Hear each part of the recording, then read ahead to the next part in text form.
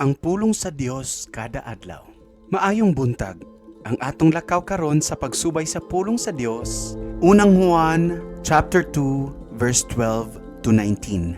Kani nga pulong muhisgot sa dili pagigugma sa kalibutan ug anti-Kristo. Nagasulat ako kaninyo, mga anak, kay gipasaylo na kamo sa Dios sa inyong mga sala tungod kang Kristo.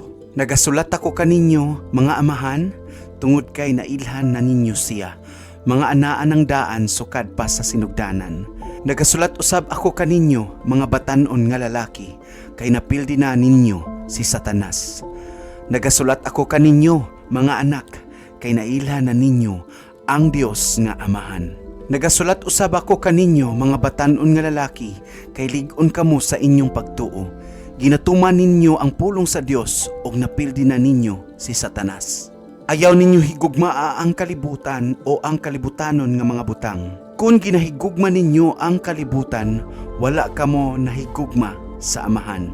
Kay ang tanan nga kalibutanon nga gipangandoy sa tawhanong pagbati, nga gikinaibgan sa mga mata o ginapasigarbo sa mga tawo, dili gikan sa amahan, kundili iya sa kalibutan. Ang kalibutanon ug ang tanang mga butang niini nga ginatinguha sa mga tawo mahanaw, apan ang nagatuman sa kabubuton sa Dios nagakinabuhi sa walay katapusan. Mga anak, nakadungog na kamo nga moabot ang Antikristo, ug kun moabot na siya, haduol na kita sa katapusan nga mga adlaw. Bisan gani karon daghan na ang mga Antikristo, busa nahibaluan nato nga haduol na kita sa katapusan nga mga adlaw. Bisan uban sila kanato kaniadto, dili nato sila tinuod nga mga kauban. Kay kun tinuod pa nato silang kauban, wala unta sila mubiya kanato. Apan mibiya sila, ug kini nagapaila nga dili nato sila tinuod na mga kauban.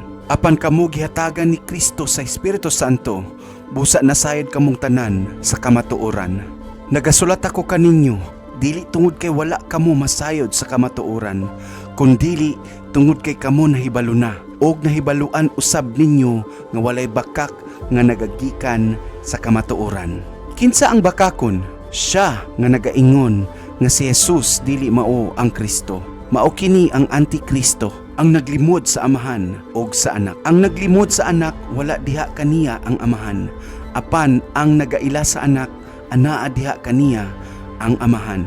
Busa ayaw gayud ninyo kalimti ang mga gitudlo kaninyo sukad nga kamo mituo. Kung ginatuman ninyo kini, magapabilin kamo sa panaghiusa diha sa anak og sa amahan. Ug ang gisaad ni Kristo kanato mao ang kinabuhi nga walay katapusan. Nagasulat ako kaninyo bahin niini tungod sa mga tawo nga gustong magpahisalaag kaninyo. Apan kamo, ang Espiritu Santo nga nadawat ninyo gikan kang Kristo, nagapabilin kaninyo.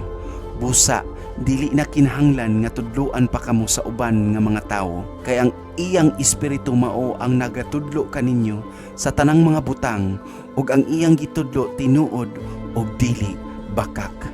Busa, sama sa iyang giingon kaninyo, pabilin kamo kang Kristo. Mga anak, pabilin kamo kaniya, aron dili kita mahadlok o magtago tungod sa kaulaw kung moabot na siya. Nahibaluan ninyo nga si Kristo matarong, busa makasiguro gayud kamo nga ang tanang mga tawo nga nagabuhat og matarong mga anak sa Dios. Mao kani ang pulong sa Dios karong adlaw. Salamat sa imong pagpaminaw ug pagtan-aw sa pulong sa Ginoo.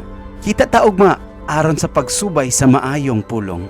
Kini ang King FM 92.5, ang tingog sa grasya. Maayong adlaw.